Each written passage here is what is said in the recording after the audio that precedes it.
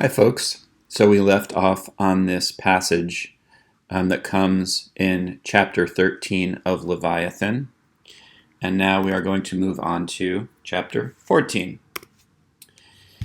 So one of the study questions that I gave you all is, what is the first law of nature according to Hobbes? The first law of nature is that because every person is only governed by reason, and reason dictates that you must fear everyone else. So again, this is in the state of nature. So all we have to be governed by is our own reason. And because reason dictates that you must fear everyone, then it follows that everyone has the right to everyone else's property as a means of self-defense.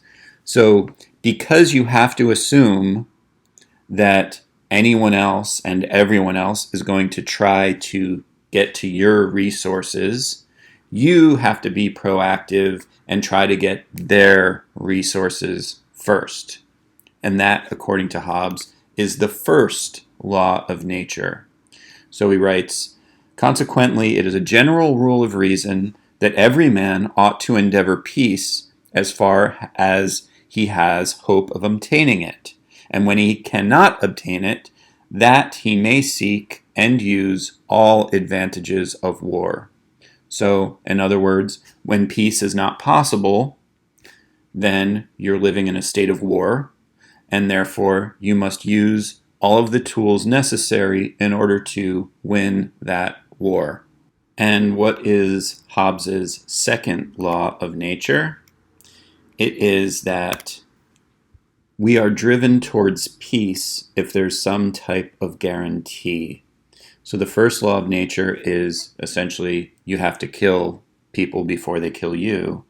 But there is this second law of nature, he says, that if we can see a way out of that condition, we will choose that path, but we must have a guarantee that we're going to be protected if we choose that path.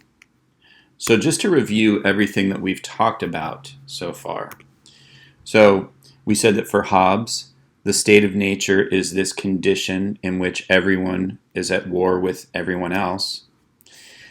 He argues that we are naturally driven towards the things that we need. That's attraction. We seek power to ensure that our needs are met. We are driven to conflict by competition for resources, by the fear that others will take our resources, by glory, which gives us a good reputation so other people are willing to fight alongside of us. The first law of nature is that everyone has a right to everyone else's resources. And the second law of nature is that if there is some type of guarantee, we will give up the right to everyone else's resources in order to have peace. So these are the important points that we've gone over so far regarding Leviathan. Part 2 of the text opens up with a long passage that is important and worth discussing. "The final cause or design of men who naturally love liberty, in the introduction of that restraint upon themselves, is the foresight of their own preservation, and of a more contented life thereby. That is to say, of getting themselves out from that miserable condition of war, which is necessarily consequent to the natural passions of men, when there is no visible power to keep them in awe and tie them by fear of punishment. The only way to erect such a common power as may be able to defend them from the invasion of foreigners and the injuries of one another is to confer all their power and strength upon one man, or upon one assembly of men, to appoint one man or assembly to bear their person to be author, and therein to submit their wills, everyone to his will, and their judgments to his judgment. This is more than consent." So in other words, when you create this type of compact, when you create this government, he says, it is more than simply an agreement. It is more than consent. It is a real unity of them all in one and the same person, every man with every man, as if every man should say, I authorize and give up my rights of governing myself to this man or to this assembly of men on this condition, that thou give up thy rights to him and authorize all his actions in like manner. This done, the multitude so united in one person is called a commonwealth. This is the generation of the great Leviathan, or that mortal god to which we owe our peace and defense. And he that carrieth this person is called sovereign, and said to have sovereign power, and everyone else besides is a subject. So the people get together because they want to give up their state of fear, and they form a government which has absolute power, and that government can be a government of one person or by an assembly of people, and that person or assembly is the sovereign power, and everyone else is a subject to that power. So the people voluntarily give up their liberty. They aren't forced to give up their freedom. And they do so in order to achieve a better life in which they are free from fear. So in the state of nature, people have pure liberty, but so does everyone else.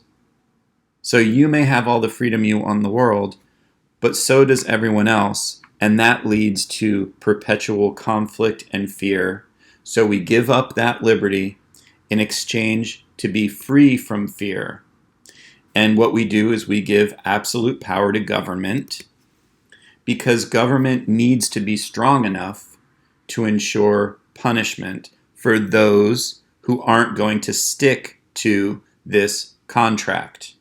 So you're willing to lay down your arms as long as there's a guarantee that there's going to be a power strong enough to defend you if other people are not willing to lay down their arms.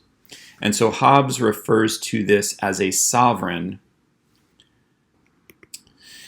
Chapter 18, he's going to lay out a bunch of rights that the sovereign has, and then I wrote in parentheses, as long as they keep the peace.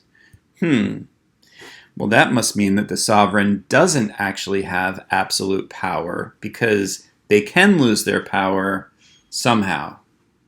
So we'll talk about that in just a moment. So, number one, the subjects, the people who've created this sovereign government, those people can't create another sovereign government as long as the first one is still in order. So in other words, the people can't rise up, overthrow the sovereign, and replace that government with a new government. So once we create this sovereign, then it's there for life. You can't just say, we don't like it anymore. We're going to start another government. We're going to create another government. Number two, because the people created the sovereign, it cannot breach the covenant. So because we created the government cannot breach that covenant. So it's all powerful. Anyone who disagrees must submit. So even if you, during the state of nature, even if you don't agree with creating this Leviathan and everyone else does, you have to submit or you're going to be killed. And number four, because the people created the sovereign, the subjects must obey any laws. So I wrote in parentheses here, authorship. This is a concept that I believe that I've mentioned previously in our class, but maybe I didn't. This is an assumption that is still with us today, that because the people form the government at some point in time, that the people are subject to any laws that government makes. So this is one of the keys to sovereignty that is still with us today. It means that all governments have the authority to make domestic laws, and other governments essentially step out of the way and say, that country has the sovereign authority to do whatever it wants in determining how its own citizens are going to live. Again, this is a concept that we call authorship. Number 5, no sovereign can be legally put to death. So he wrote this after the execution of King Charles I at the end of the English Civil War. So he's clearly stating that that was wrong, that that was not legitimate. Number 6, he's giving the sovereign the power to withhold the freedoms of speech, the press, and religion. So under Hobbes's government, the people don't have the freedom of speech, the people don't have the freedom of press, and the people don't have the freedom of religion. And he says that this is because the actions of men proceed from their opinions. So in other words, speech, press, religion embed within us certain ideas or certain opinions that may be antithetical to the interests of the sovereign. So the sovereign has the power to prevent us from saying or writing about or believing in those types of opinions that will limit or will somehow affect the sovereign's authority. So in Hobbes's Leviathan, the people don't have these freedoms. Number 7, the sovereign controls property rights. Number 8, the sovereign is judge in any and all legal questions. The sovereign has sole power to make war against other countries. The sovereign has the power to compose the rest of government. The sovereign has the power to reward and punish anyone that it chooses. And the sovereign has the power to grant positions of honor. Wow, this is a lot of power to give government. So in Hobbes's world, there's no division of powers the way we understand it in American democracy, where you have a president, a legislative body, Congress, and a federal court system, and the Supreme Court. He's saying that all 3 of these areas of government, the power to make law, the power to interpret law, and the power to execute law, all rest within this one unit of government. So that's obviously a lot of power. And then finally, we get to chapter 21, and it turns out that the subjects or the citizens do have some protections. So the subjects cannot be the subjects cannot be forced to harm themselves. The subjects have protection against self-incrimination. In other words, you can't be forced to speak against yourself in court. This is a freedom that we still have with us today, guaranteed in the Bill of Rights. The Fifth Amendment is our protection against self-incrimination. In other words, the right to remain silent. He says that women or men of feminine courage, which is a problematic, he says, women or men of feminine courage, a phrase that Hobbes uses, can't be forced to join the military. When the sovereign is silent on a matter, It is the right of the people to do as they please. This one is really interesting to me because it reminds me of the 10th Amendment in our Constitution, which grants states what we call reserved powers.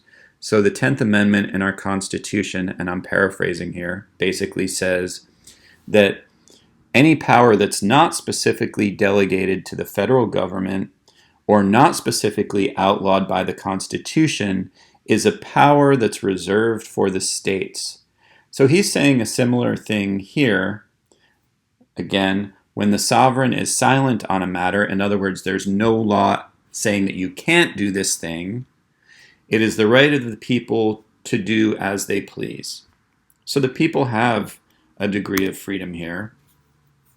And then finally, the obligation of the subjects to the sovereign is understood to last as long and no longer than the power lasteth, or the power lasts, by which he is able to protect them.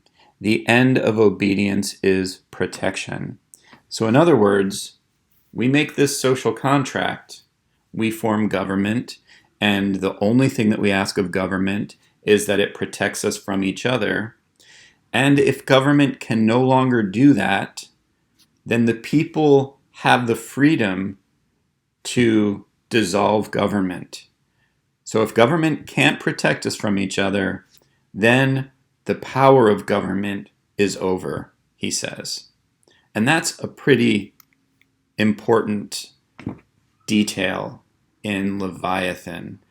And with these freedoms, and especially the final one, we can see some of the influence that Hobbes has, even though he's arguing in favor of a monarch. He does articulate certain freedoms of the people, particularly our protection against self-incrimination, which is pretty important, and the right of the people to dissolve government if government fails to protect them.